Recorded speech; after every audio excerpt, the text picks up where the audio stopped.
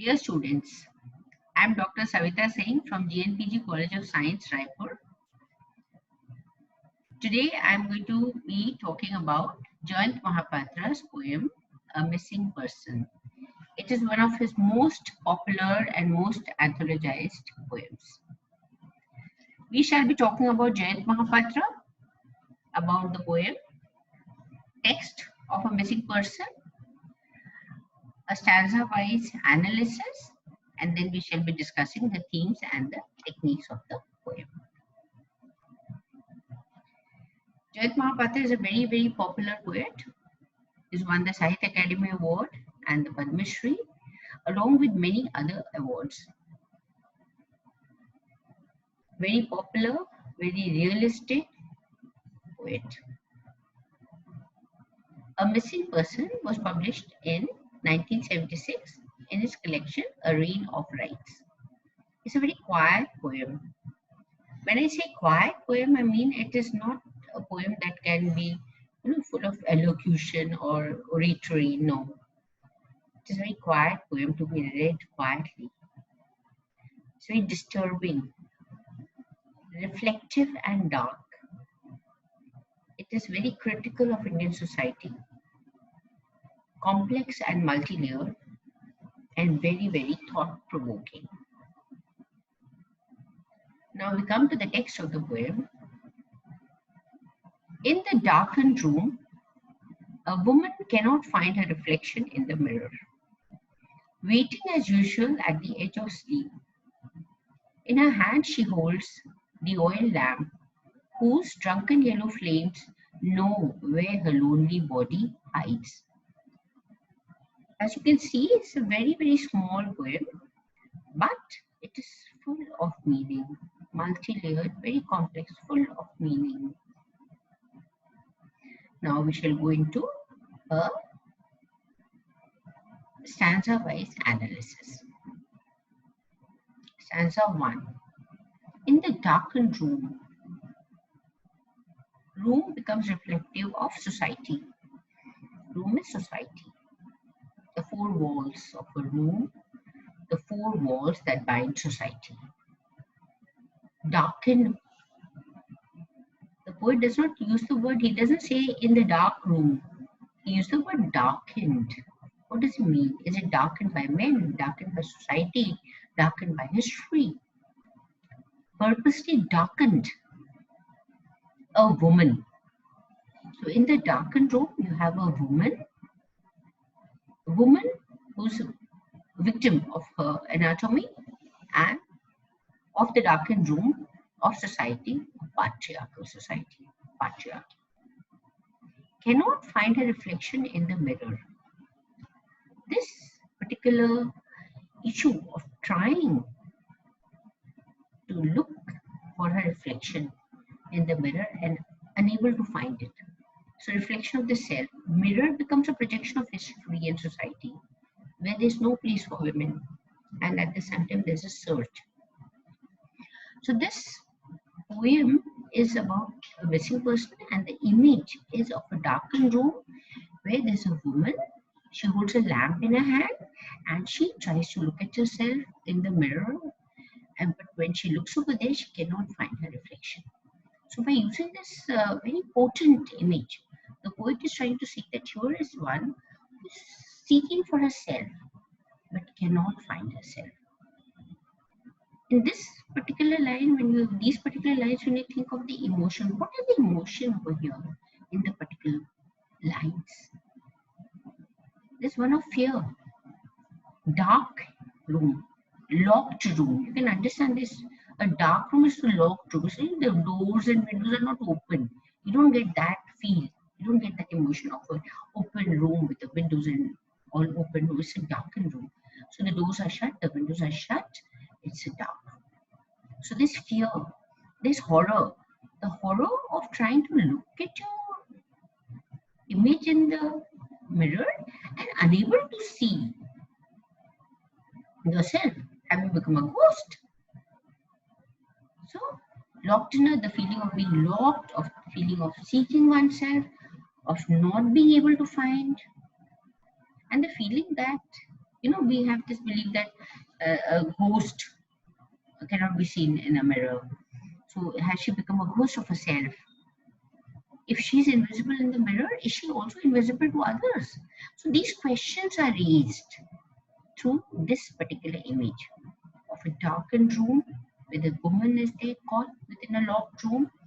There's a mirror on the wall. She tries to look at her reflection and cannot find her reflection in the mirror. So the image of the woman, the dark room, reflection, mirror, looking for a reflection, all these contribute to setting the tone of the poem, the mood of the poem. That here is the protagonist who's a woman who's searching for an image and who cannot find it.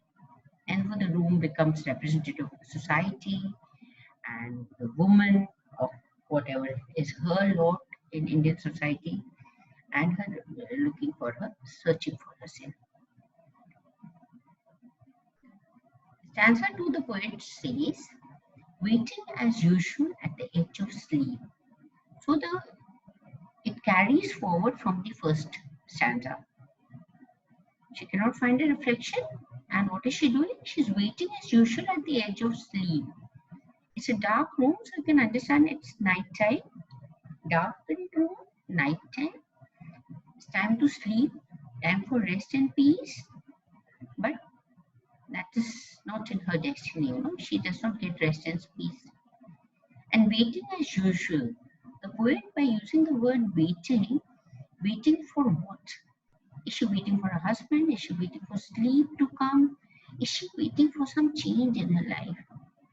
And therefore representative of the monotony of her life, the futility of her life, and the edge of sleep. This thing you get this image of the woman in the room, waiting, night time, late in the night. She cannot sleep.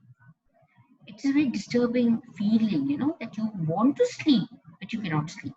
And that is what is written this is what the poet says when he says, at the edge of sleep.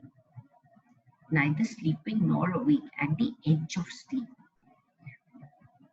So the emotions represented in these two lines would be one of sorrow, waiting, do not know when your husband is going to come. Because we can think of rural societies where in the room, the husband would be coming to the room only maybe late at night. And the household is occupied basically by the women, the courtyards full of women, the men coming to their wives only late at night. So, waiting, sorrow, the loneliness is there. And then the sleeplessness. She cannot sleep. There's no rest. There's no peace. Exhaustion in the sense that waiting as usual, day after day after day, waiting, exhausted by the waiting. Anxiety. What lies ahead? That anxiety. And do we also feel the sense of frustration? With this waiting as usual, that brings in the sense of frustration. It's not just waiting. And the poet just said waiting at the edge of sleep, it would have been different. The moment he says waiting as usual, it becomes monotonous, it becomes regular, it becomes everyday affair. And therefore, it's a hint of the frustration that is being felt by the woman as she waits. The image is again of one who's drowsy, but at the same time sleepless, and waiting in a locked room.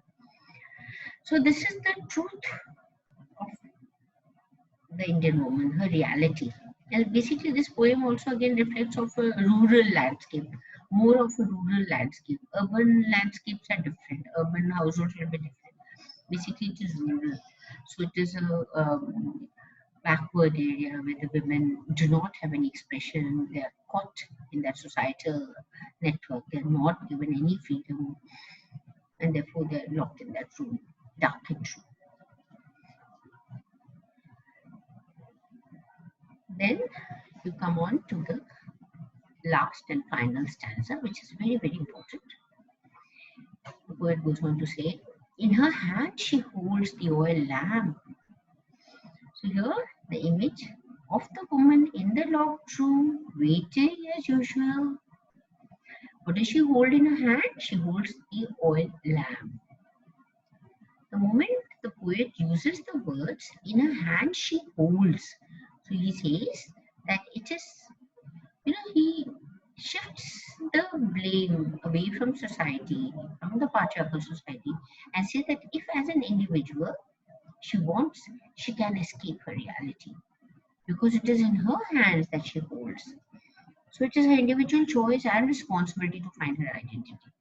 Because what does she hold in her hand? She holds the oil lamp.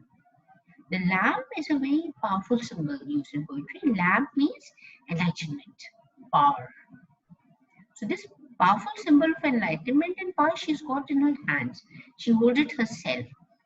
So the poet says that it is herself who can look and think about her future. Look at herself, view her condition, plan her future, and try to fight the society which is patriarchal, orthodox, unfair. So it's her individual choice and responsibility. And therefore, in her hand, she holds the poet writes, in her hand, she holds the oil lamp. Next line he says, whose drunken yellow flames. Now, this is like a beautiful image, If normally the flame of a lamp will just not be steady and stiff. It will be moving. It's a yellow flame moving. And therefore, for that, the poet uses the word drunken. As it is swaying and moving, the yellow flames are drunken, as they say, moving. Is it reflective of the drunken husband who will be coming in if we carry on the image from the waiting as usual in the last stanza? Waiting as usual for a drunken husband, the drunken yellow flames. It reflects on that. Then, or are the yellow flames drunk with light, drunk with enlightenment, drunk with the power of their own light? Epiphany, enlightenment. Is it therefore that the yellow flames are drunk?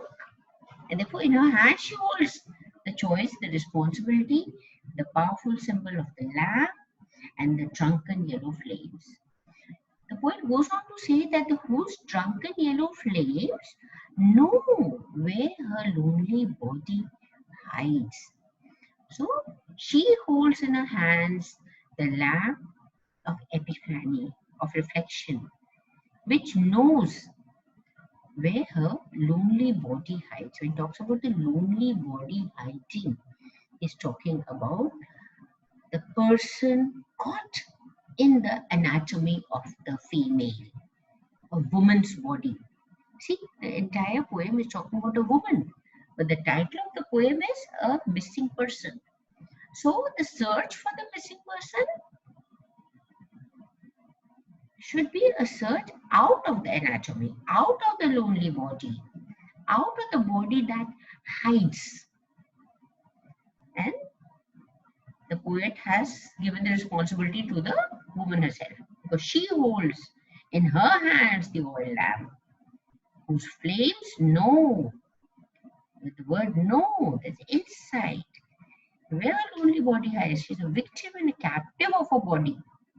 Can she escape the body or the anatomy in which she's been born?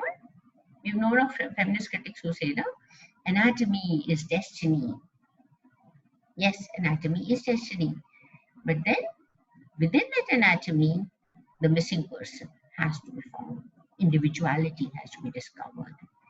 So, she's to fight that. She's a victim and captive of her own body.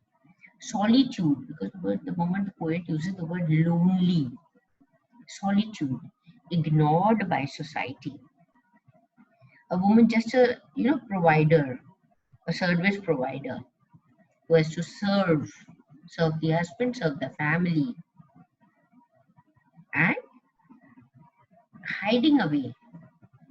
The society itself hides her away. She hides and the society hides her away from herself, from society, from the chances that the world might offer.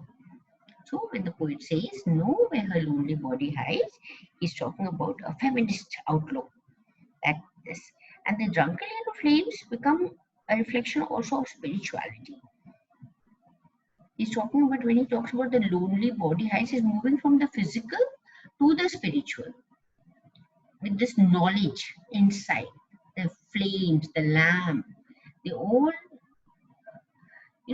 move towards a narrative of rising above the body and moving towards spiritual enlightenment. And therefore, the flames, and therefore, the oil lamp, and therefore, escape from the body.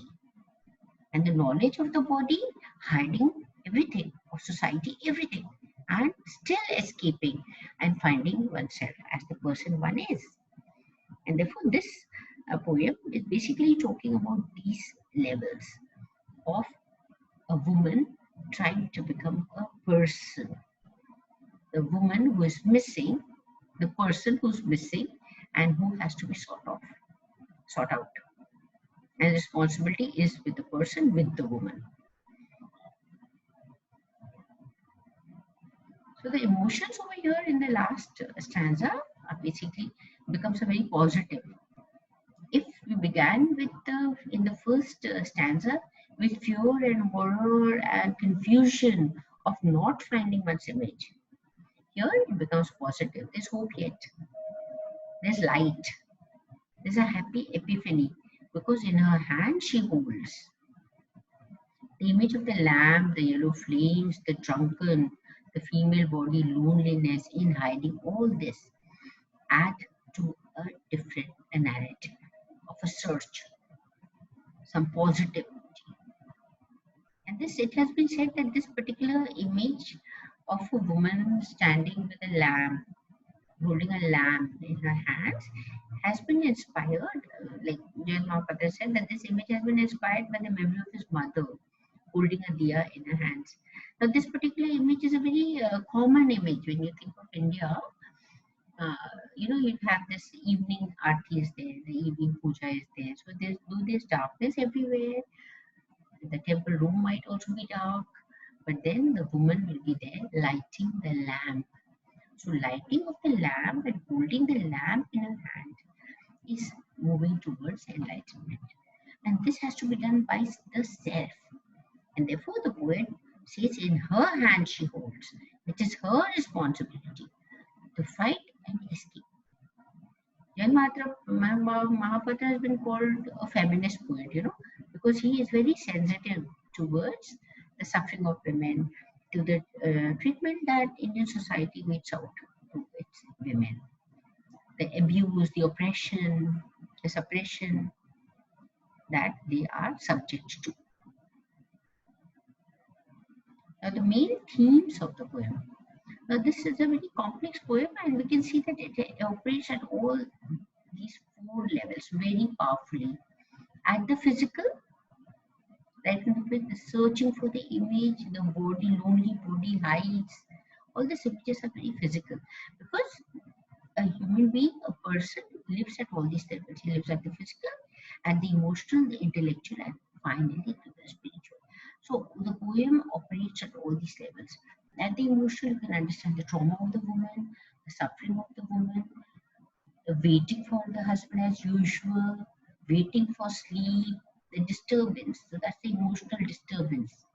The intellectual becomes the taking up of a responsibility of finding her own spiritual escape, her own escape, her own identity, discovering the person within the woman's body. So this poem operates at all these levels: the physical, the emotional, the intellectual, and the spiritual. Now the poet is very, very critical of society. Criticism of society is one of the main themes. Orthodox and unfair and unequal. Inequality that is there. Patriarchy that is dominating, demanding service of the female, of the woman. The patriarchal society dominates. It keeps women within the four walls of a room. She should not be stepping out of the four walls of a room and of her duties and responsibilities, because she's been born a woman. And so the patriarchal mindset demands this, that this is your service, because you've been born a woman, these are the things that you have to do. And therefore, the very orthodox, unfair, narrow-minded the Indian society. He's talking about this sort of society is very critical of society, especially in the rural landscape. It's all the more so. He's also talking. One of the themes will be feminist because he's trying to express the woman's views by shifting the responsibility in her hand. She holds the lamp. Therefore, a woman has to understand her feminist meanings, understand that she has to fight for equality and justice as a human being, as a person. That becomes the feminist theme, and the theme of self-realization or self-actualization that takes place in the very, very short poem. In the short poem, we begin with the search of a reflection in the mirror which cannot be found, to the holding of the oil lamp and knowing where the lonely body hides. Those yellow flames know where the lonely body hides. So it becomes very complex, but there is movement. There's movement from the darkness to light, from ignorance to knowledge, from negativity and fear to a positivity. This sort of realization is there in the poem. Darkness to light, ignorance to knowledge, from the negative to positive. And the responsibility that one has to take for the self. Forget about the gender of a person. This responsibility has to be taken by each individual. This is again a very important theme of the poem, because it is she who has to she holds the oil lamp, and therefore this image talks about this particular theme, that one has to understand oneself and take responsibility for the self.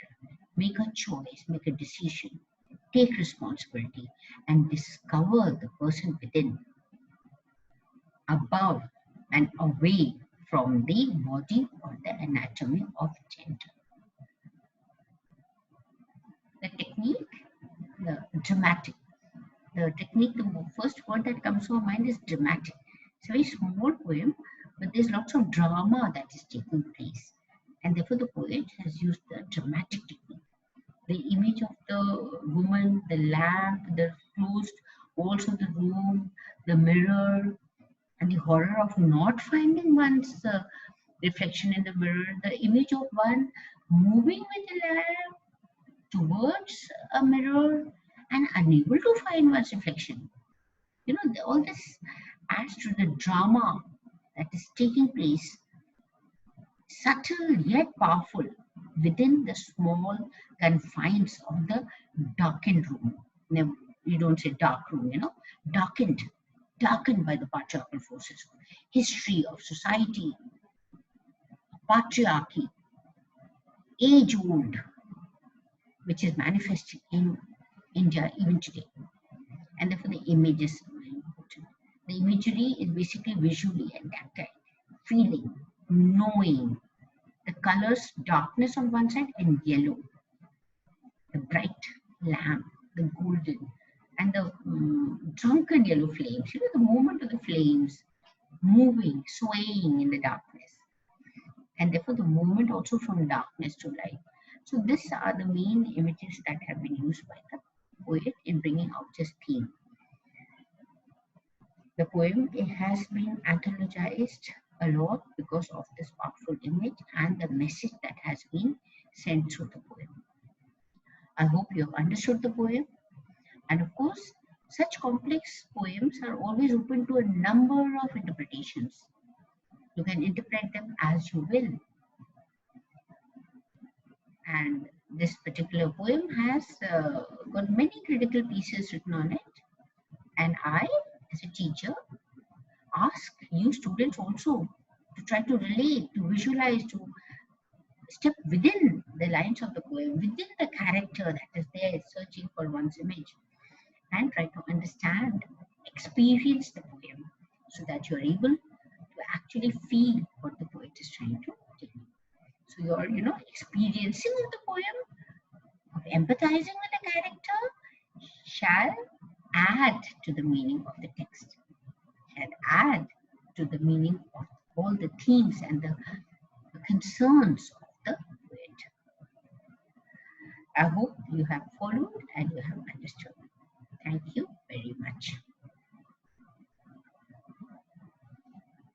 Hmm?